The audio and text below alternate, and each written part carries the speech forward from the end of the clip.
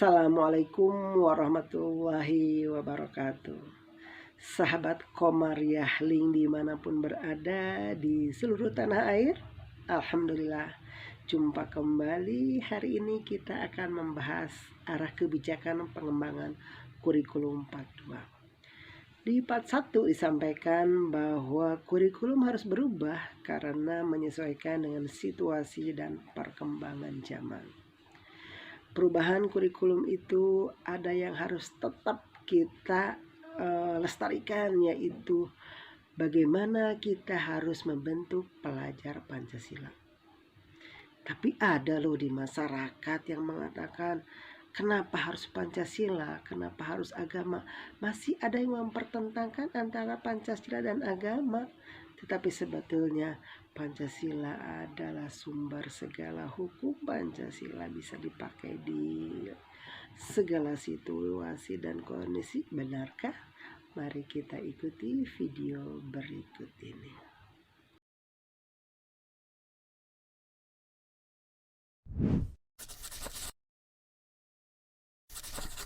Sahabat Komariah dimanapun berada, Alhamdulillah kita sekarang akan membahas arah kebijakan pengembangan kurikulum 42, yaitu di sini salah satunya adalah tentang bagaimana menciptakan seorang pelajar Pancasila. Sebelumnya saya akan bahas dulu tentang Pancasila. Pancasila itu bukan agama, tidak bertentangan dengan agama dan tidak digunakan untuk menggantikan kedudukan agama.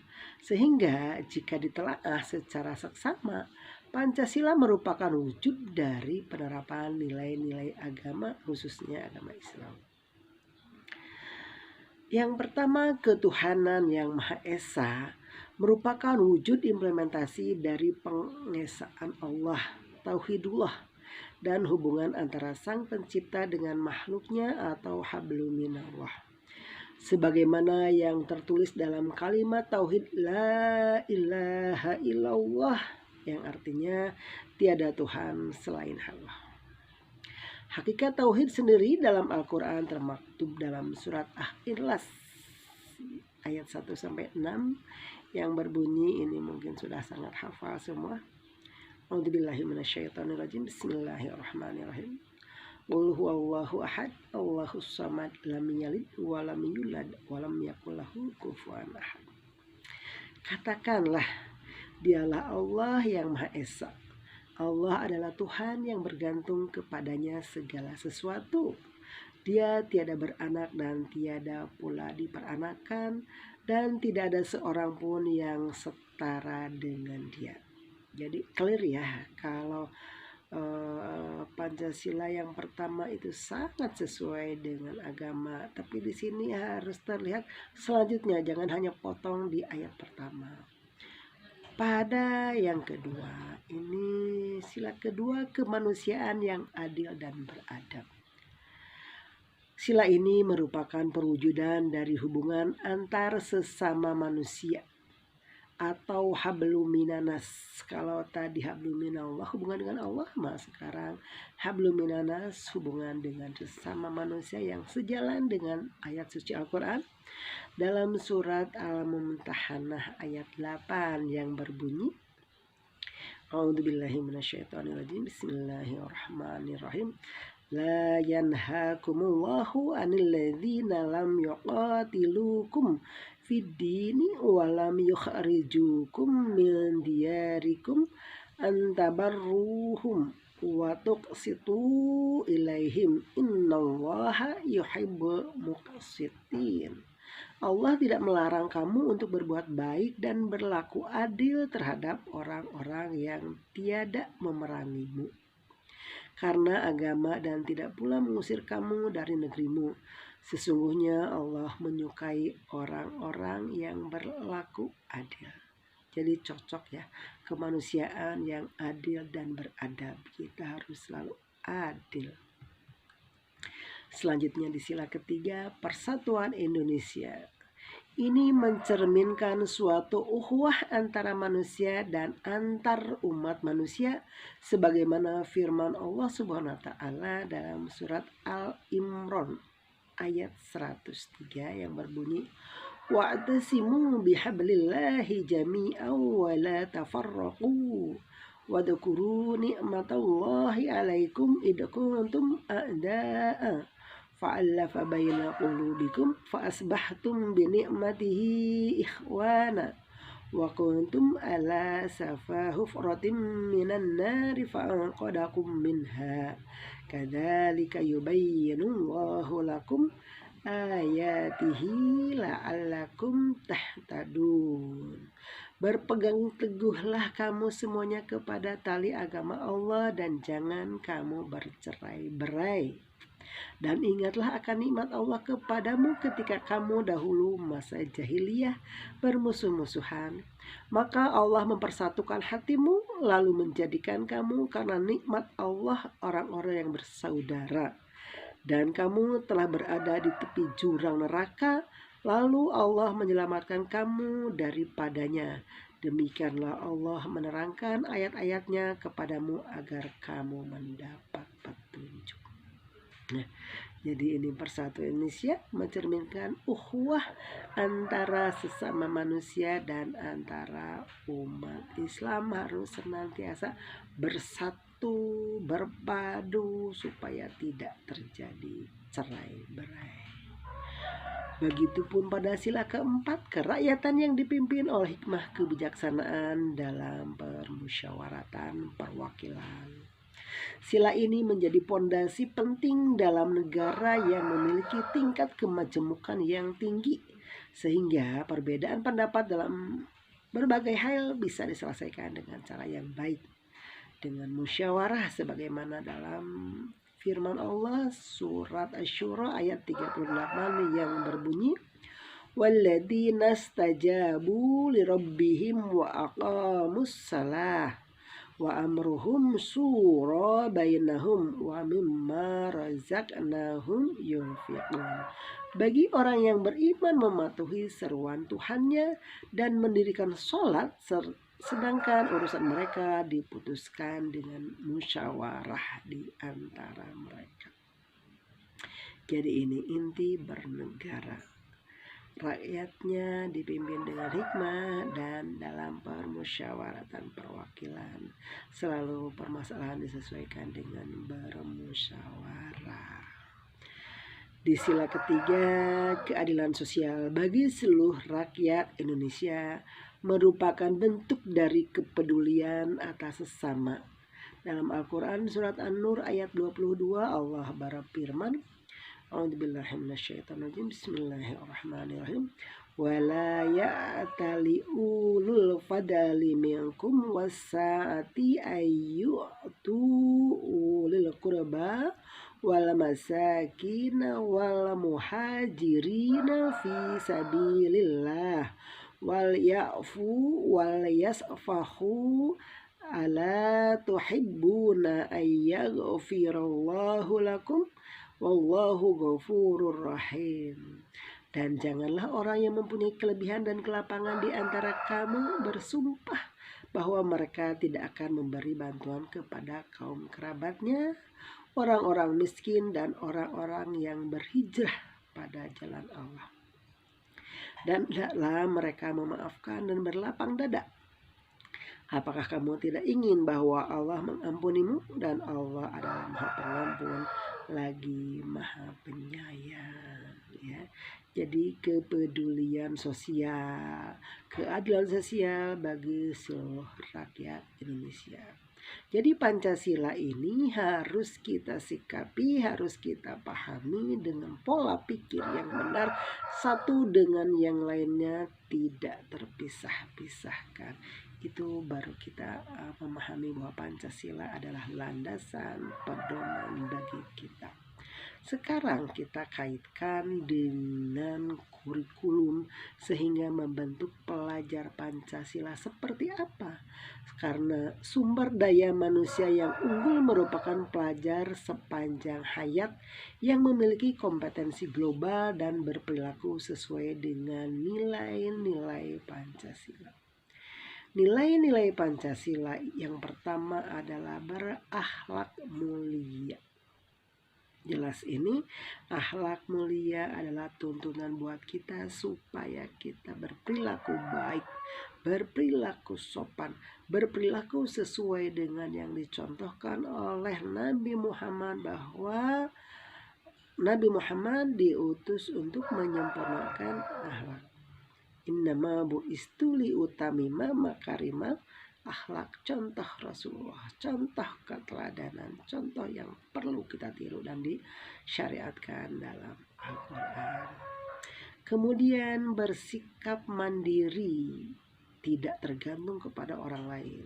Seorang muslim, seorang pelajar yang berpancasila, dia punya kemandirian, tidak tergantung pada orang lain, hanya Allah lah tempat dia bergantung. Kemudian pelajar Pancasila pun harus benar kritis. Ketika ada sesuatu yang masuk, informasi yang sampai, maka dia kritisi, benar tidak, betul salah. Maka kalau tidak betul harus berani membetulkan. Kemudian pelajar Pancasila pun harus memiliki jiwa kreatif. Kreatif artinya kita boleh melihat punya orang lain, kita boleh mengamati punya orang lain, tapi munculkan ide-ide baru yang keluar dari diri kita sendiri, hasil pengamatan, hasil penelaahan. Dan belajar Pancasila harus bisa bergotong royong, bekerja sama, bahu-membahu, selalu musyawarah, selalu diselesaikan dengan bersama.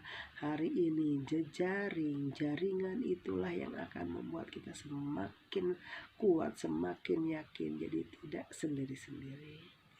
Dan selanjutnya, seorang pelajar Pancasila harus memiliki nilai kebinekaan global.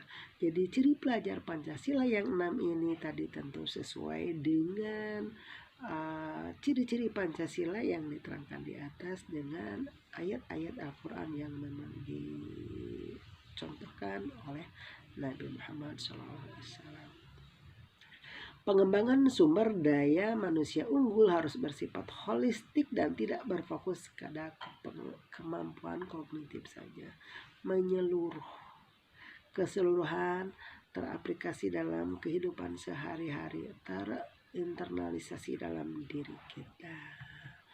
Nah, profil pelajar Pancasila itu adalah profil lulusan yang menunjukkan karakter dan kompetensi yang diharapkan dan menguatkan nilai-nilai luhur Pancasila, peserta didik dan pemangku kepentingan.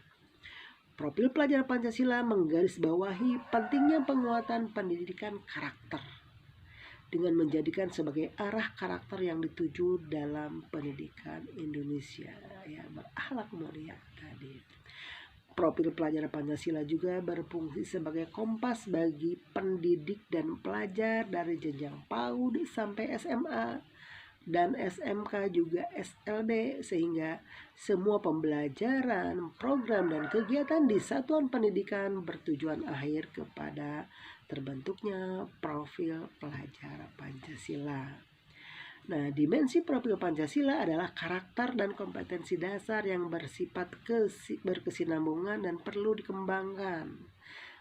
Pendidik dalam diri pelajar melalui pembelajaran intrakurikuler, pembelajaran melalui proyek penguatan produk Pancasila dan lingkungan belajar. Sehingga di sini nanti kalau seseorang sudah memiliki profil Pancasila dalam kesehariannya ini berkesinambungan terus-menerus, tidak hanya sebatas ketika dinilai atau tidak sebatas ketika ada orang lain, itu sudah melekat pada diri pribadi.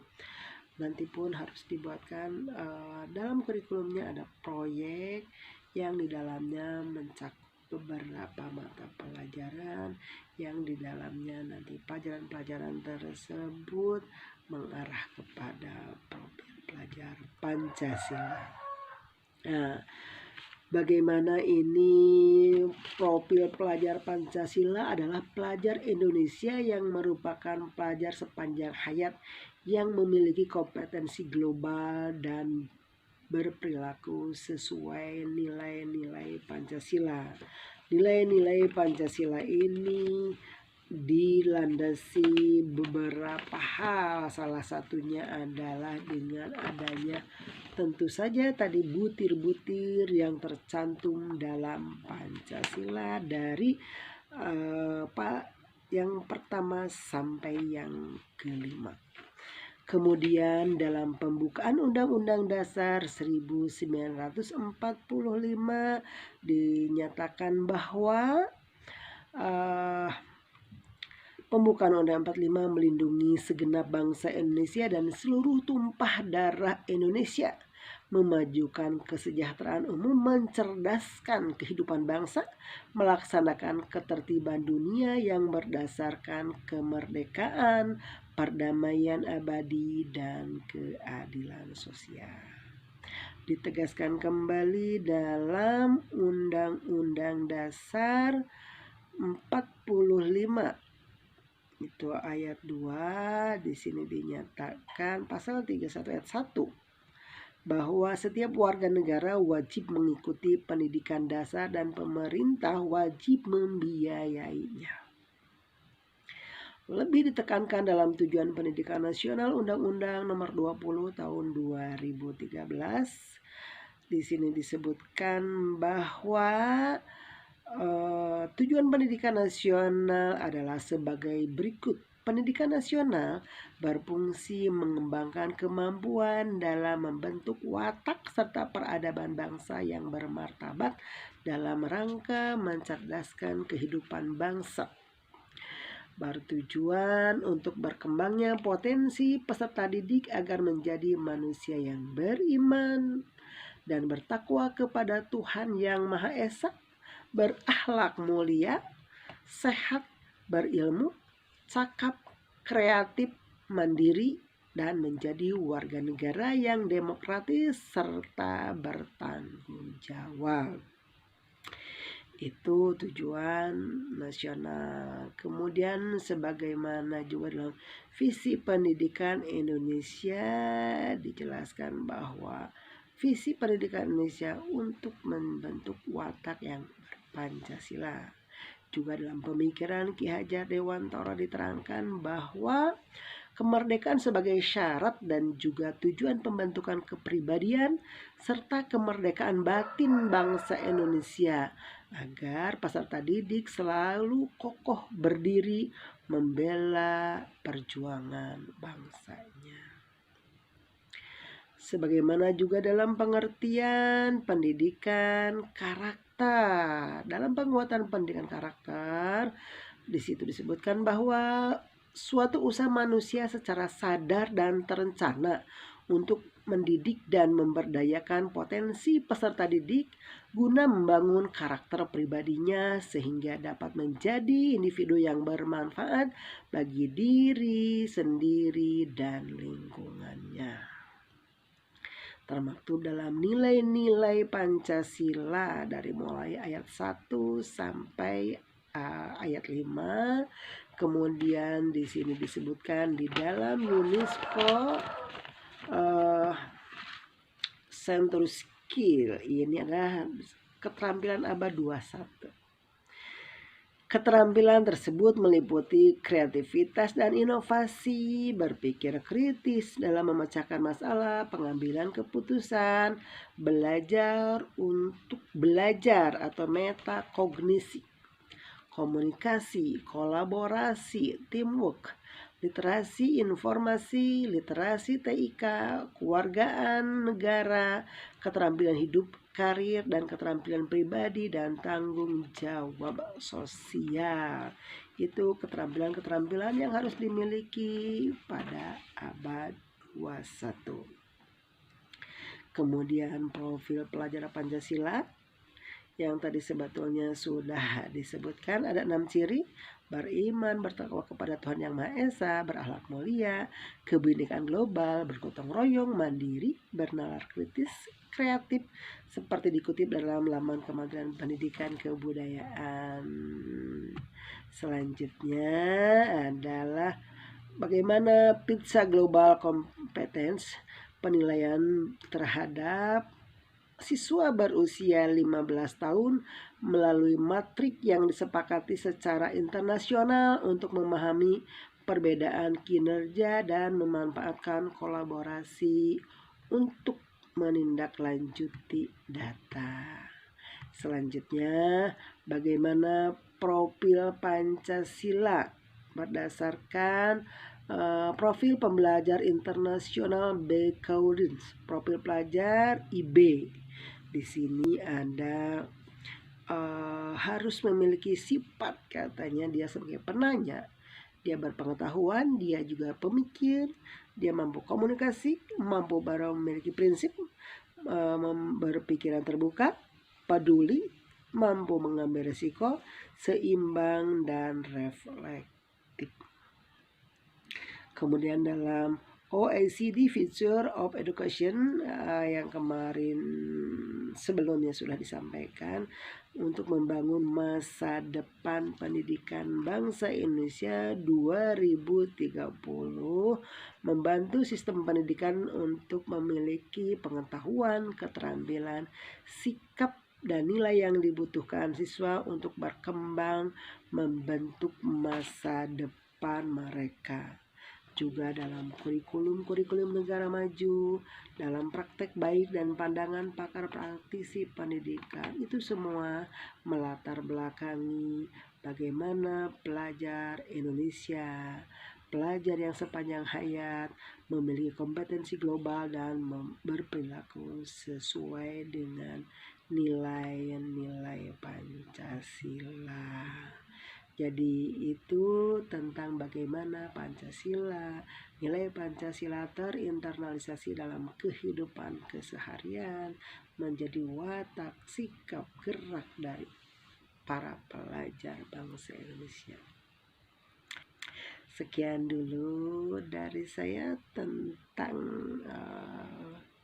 bagaimana pengembangan kurikulum 42 sesuai dengan Pancasila. Terima kasih. Mari kita tutup dengan bacaan. Assalamualaikum warahmatullahi wabarakatuh.